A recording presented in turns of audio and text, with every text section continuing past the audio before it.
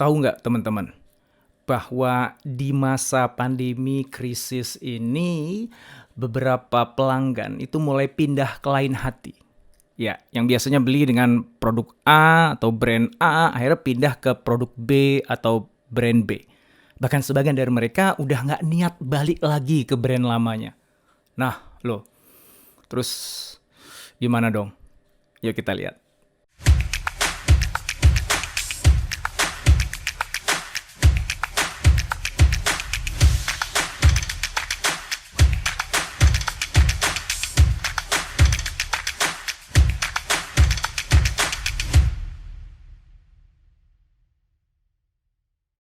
Oke, ini risetnya. Riset ini dilakukan di China dan ada alasannya karena memang China sekarang kan sudah melewati fase dari pandemi ini lengkap ya, dari pre-pandemic atau pre-COVID, kemudian peak pada saat COVID, dan kemudian lockdown selesai dan masyarakat China udah kembali masuk ke new normalnya dia. Jadi ketika kita potret perubahan perilakunya dia lengkap gitu, di semua fase itu kelihatan.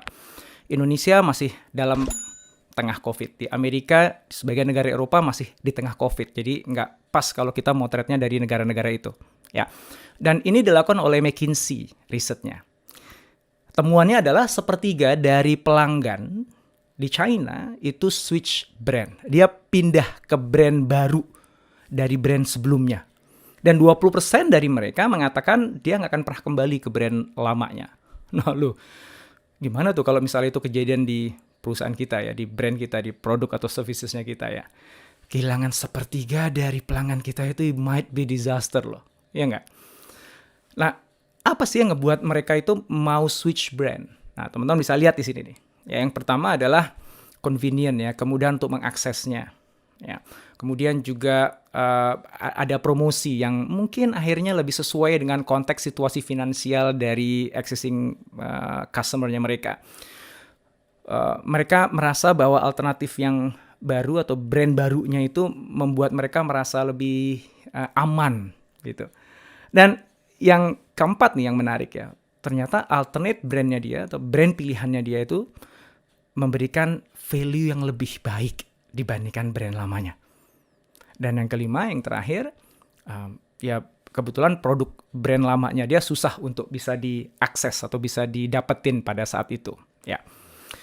Nah, menjadi pertanyaan sekarang kalau kita mau reflect back ke perusahaan tempat kita bekerja atau perusahaan milik kita atau perusahaan yang sekarang kita punya amanah untuk jalankan, sudahkah kita melakukan upaya untuk jagain supaya customer kita nggak lari pindah ke lain hati itu? Sudahkah kita berupaya untuk membuat produk kita, layanan kita itu mudah diakses, nyaman untuk diakses, membuat customer kita merasa nyaman, transaksi, berurusan, berbisnis dengan kita?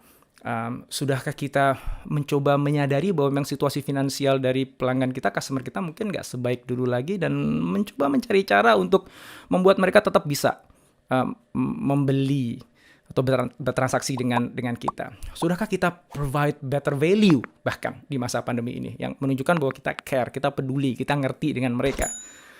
Nah, kalau misalnya ternyata belum, kalau misalnya ternyata kita masih relatively ya melakukan semuanya seperti sebelum pandemi ya, cara jualan kita, produk kita, layanan kita, nggak ada modifikasi sedikit pun gitu ya, bagaimana kita ngejualnya, pricing strategi kita, jangan-jangan nasib kita akan sama seperti sepertiga brand yang ada di China sana yang akhirnya customernya pindah ke lain hati, atau paling nggak sepertiga customer dari brand-brand yang ada di China yang akhirnya pindah ke lain hati. We don't want that, do we? So, apa yang harus kita lakukan? Ada dua. Yang pertama jelas kita harus defend our customer base. Ya, caranya gimana? Ya, caranya adalah dengan kita kasih value sebanyak mungkin. Sebaik mungkin kepada mereka. Tunjukkan bahwa kita tuh ngerti, kita tuh peduli sama mereka. Kita ingin bantu menyelesaikan masalahnya mereka. Contoh, Xiaomi Niaga di Indonesia.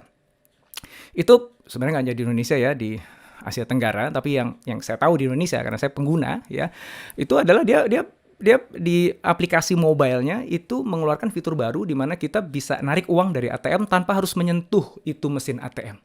Dan menurut aku itu menunjukkan mereka tuh ngerti bahwa kita pelanggan itu sebenarnya punya rasa khawatir, rasa takut. Kalau aku mau ke ATM ngambil uang kan kita harus mencet tombol di sana, masukin kartu, udah berapa ratus orang itu mencet tombol yang sama, masukin slot kartu yang sama, dan kita nggak tahu hygiene-nya mereka kayak gimana, ya nggak?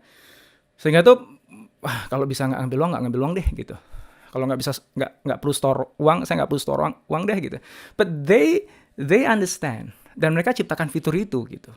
Dan menurut saya itu udah bisa ngebuat nasabahnya mereka nggak akan lari ke alternatif yang lain. Kenapa? Karena loh, brand yang aku biasa pakai, perusahaan aku biasa pakai udah ngertiin aku kok, dan dia udah ngasih solusi untuk masalahku kok. Aku tetap bisa convenient, aku merasa safe berurusan sama mereka, aku merasa dapat value lebih. Dan akhirnya pelanggannya nggak kemana-mana. Ya, itu yang pertama, defend our customer base dengan cara kita kasih value ekstra, lebih, tunjukkan bahwa kita tahu masalahnya mereka and we solve the problem. Yang kedua adalah kita mungkin saatnya untuk extend customer base kita. Nggak hanya fokus pada customer yang itu-itu aja.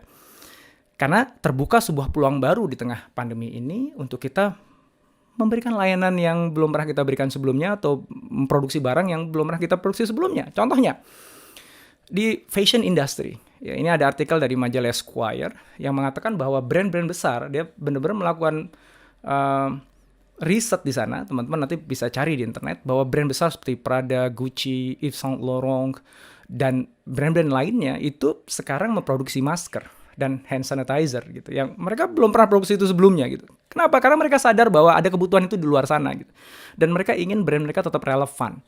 Dan yang menarik dari strategi itu adalah mungkin mereka nggak making enough money lah untuk standarnya mereka dengan jualan masker atau hand sanitizer, obviously. Tapi brand mereka ada di benak banyak orang, bukan hanya di customer base-nya saja. Akhirnya orang-orang atau segmen-segmen yang selama ini mereka nggak bisa sentuh, yang selama ini jauh, jadi dekat, jadi kesentuh. Dan bisa jadi mereka itu akan jadi future customer dari brand-brand besar itu nanti. Nah, sekarang kembali kepada Anda. Sebagai orang yang dapat amanah untuk jalanin organisasi atau perusahaan tempat Anda bekerja, atau bahkan perusahaan milik Anda sendiri, apa yang akan Anda lakukan di tengah pandemi ini?